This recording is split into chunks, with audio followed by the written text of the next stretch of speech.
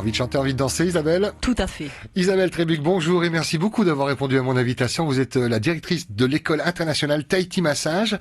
Avec vous, on va parler d'un événement qui vous concerne puisque vous participez à cette journée caritative au profit de la Ligue contre le cancer. On redonne la date, j'en parle depuis ce matin, dimanche 16 octobre de 9h à 17h dans les jardins de la mairie de Pilé. On va expliquer comment vous aidez la Ligue de votre côté, comment vous avez décidé de les aider. Auparavant, peut-être rappeler ce qu'est l'école internationale de massage. C'est pas nouveau, ça a quelques années maintenant. Et oui, ça a quelques années, effectivement. Donc c'est une école qui est située actuellement sur Paia et qui permet donc de se former au métier du bien-être. Donc pas que des massages, il y a aussi de la réflexologie, il y a aussi des techniques. Réflexologie, c'est les pieds? Alors c'est plantaire pour les pieds, palmaire pour les mains, facial pour le visage. J'accueille donc également des enseignants locaux, mais aussi des enseignants qui viennent de métropole, qui viennent dispenser leur spécificité ici. Incroyable, ça c'est la destination qui attire ou c'est parce que c'est une école qui est de renommée internationale et qu'on y trouve des choses qu'on ne pourrait pas trouver si on va dans d'autres pays?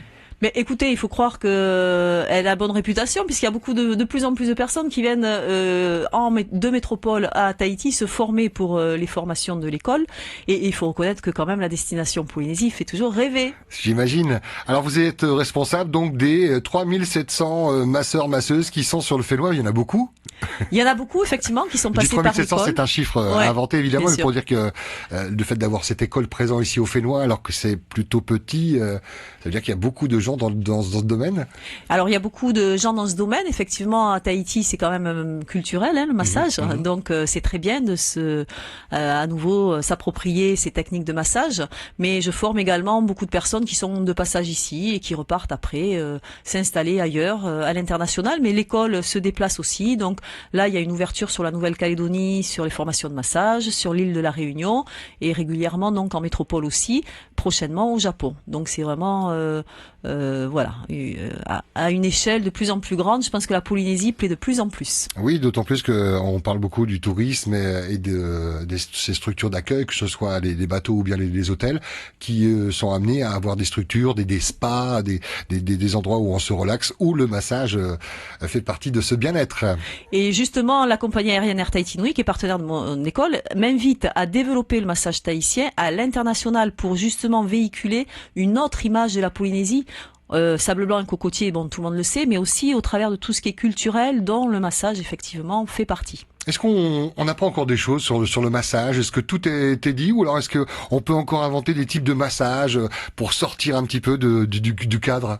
Ah, on peut tout à fait faire comme on appelle du massage intuitif ou créatif, c'est-à-dire qu'avec des bases bien sûr assez élaborées déjà sur l'anatomie, la physiologie et sur des techniques de massage, pourquoi pas inventer son propre massage, bien sûr. On peut encore inventer alors? Bien sûr. Mais c'est farfelu ou alors ça a excusez-moi parce que je suis un petit peu extérieur à tout ça et je me dis qu'est-ce qu'on peut encore inventer? On connaît l'anatomie, on connaît les différentes cultures dans le monde et les nombreux massages qui existent. Alors bien que s'il y ait des noms barbares, mais voilà, un massage reste un massage. Non, il y a encore des nouveautés qui produisent des effets. Tout à fait. Mais c'est-à-dire qu'à partir du moment où quand même il y a un massage sur le corps qui soit décontractant, énergétique, profond dans les tissus, il y a quand même toujours un effet physiologique prouvé sur le corps.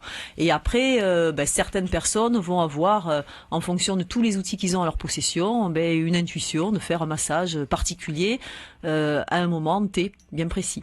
De toute façon, en règle générale, on ne fait pas deux massages pareils parce que si on veut être professionnel et s'adapter à la personne que l'on masse, on va pas pouvoir faire deux fois identiquement le même massage parce qu'on n'est pas des robots. Combien d'élèves? Et la formation dure combien de temps à l'école internationale? En fait, c'est variable. J'ai des formations modulaires qui durent une semaine et ensuite j'ai des formations à temps plein qui durent 3 mois ou 6 mois en fonction, bien sûr, du projet personnel ou professionnel de la personne. Et on repart avec un diplôme, un truc reconnu. Alors internationalement. reconnu en France, on va dire, en France métropolitaine et sur le territoire. Reconnu, mais c'est pas encore statué au niveau de l'État français. Donc on va dire c'est reconnu de par le secteur d'activité. Voilà. D'accord, et la notoriété de votre école. L'école internationale Tahiti Massage, mon invité Isabelle Trébuc, directrice de cette école, qui participe donc à cette journée caritative au profit de la Ligue contre le cancer.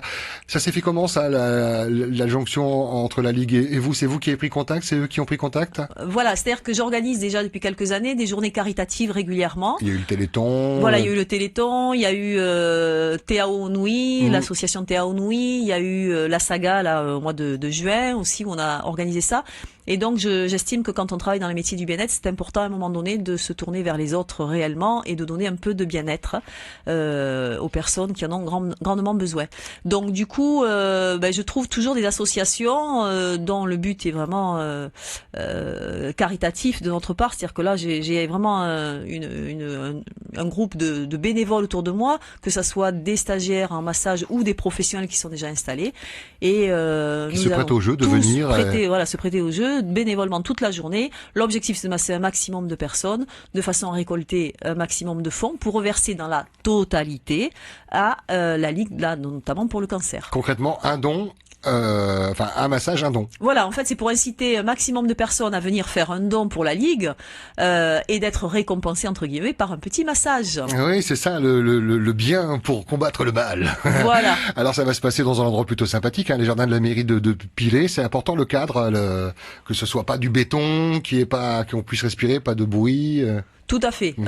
Quand on pratique des techniques de bien-être, effectivement, c'est important qu'on ait un espace qui soit adéquat, ce qui est tout à fait le cas des jardins de la mairie de Pirée. Et comment ça va être agencé? Vous avez des tables de massage qui vont être comme ça en parallèle? Alors, il va y avoir série, des tables de massage, des chaises de massage aussi, puisqu'on va faire le massage assis.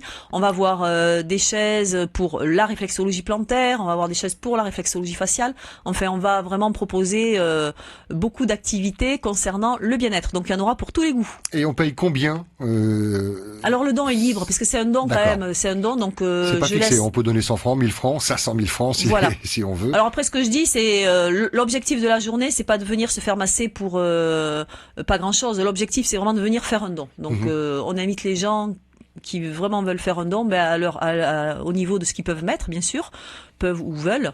Et après, nous, derrière, on fait un massage donc de 20 minutes. On leur offre un massage de 20 minutes. Et on lisait, tous les bénéfices seront reversés à la Ligue contre le cancer Polynésie. C'est-à-dire que c'est pour l'accompagnement des patients, les aider, aider la structure, mais c'est localement. On va pas, même si c'est très bien, quand ça part parfois à l'extérieur, on sait que tout le monde en profite, mais là, c'est vraiment le Fénois. Ouais, je suis attachée à ces journées caritatives, que ça reste dans un contexte local et que surtout on sache où vont les fonds. Et c'est-à-dire là, en l'occurrence, Patricia Grand, donc qui est présidente de la Ligue contre le cancer, m'a donné justement les objectifs. Donc c'est dans la prévention du cancer du sein, notamment pour la femme, mais également dans tout ce qui est accompagnement aux patients, c'est-à-dire il y a une psychologue qui est au CHT et qui va suivre les patients, mais également les familles des patients. Donc ça, c'est quand même super important d'être suivi au niveau psychologique, et également des personnes qui sont un petit peu dans les besoins, de les accompagner lors des EVASAN obligatoires, donc sur la métropole, financièrement un petit peu pour que ça soit un peu moins lourd pour eux. Fais ta radio Titi, c'est cette campagne que vous entendez sur l'ensemble des médias qui jouent le jeu, que ce soit la presse écrite, la radio, la télé. Et cette journée du dimanche 16 octobre 2016 de 9h à 17h. Alors il y a les massages, mais pas que. À cette occasion, il y a quand même de nombreuses animations, de la musique avec le ukulélé, défilés de mode, recettes de cuisine, diététique, des animations pour les enfants. Ça sera très festif. Voilà, ce sera une journée qui sera très animée. Voilà, il y aura les massages toute la journée, puis après à différents moments de la journée, il y a des créneaux horaires où on va retrouver beaucoup d'animation, donc vraiment ce sera une journée récréative pour tout le monde et une bonne action qu'on fera en s'amusant tous ensemble. Je vous pose une question un peu personnelle, mais en ce moment on l'évoque beaucoup. Est-ce que vous avez fait votre radio Titi? Non, je n'ai pas fait ma radio Titi en tant que femme, mais je vais la faire bientôt. Voilà, ça c'est bien. Allez faire votre radio Titi quand c'est tout petit, pour reprendre les propos de Patricia Grand, quand c'est tout petit, que c'est un grain de riz, ça peut être traité à 95% et on part pas sur de lourdes pathologies, de lourds soins. Faites-le. Et surtout, participez à cette belle journée du dimanche 16 octobre. C'est justement l'occasion de pouvoir échanger, de répondre à vos questions si vous avez des inquiétudes quant à la mammographie, puisque c'est ce qu'on fait pour pour voir s'il y a des nodules, quelque chose. Le 16 octobre, donc de 9h à 17h dans les jardins de la mairie de Pilet. Merci Isabelle Trévuc, je vais vous laisser le mot de la fin, vous avez quelques secondes. Et à ce titre-là, donc, vous allez trouver à partir d'aujourd'hui des affiches que Copière a bien voulu gentiment nous justement imprimer, de façon à retrouver ces informations. Donc si vous avez zappé les informations, regardez bien autour de vous, dans les mairies et un peu partout dans les lieux publics, et vous trouverez les informations sur ça. Formidable. Donc venez nombreux, nous vous attendons dans la joie et la bonne humeur. Elle est parfaite, on leur invitera. Merci beaucoup Isabelle Trévuc, et bon Merci, retour à Pascal. Paya, c'est là où se situe votre école internationale Tahiti Massage.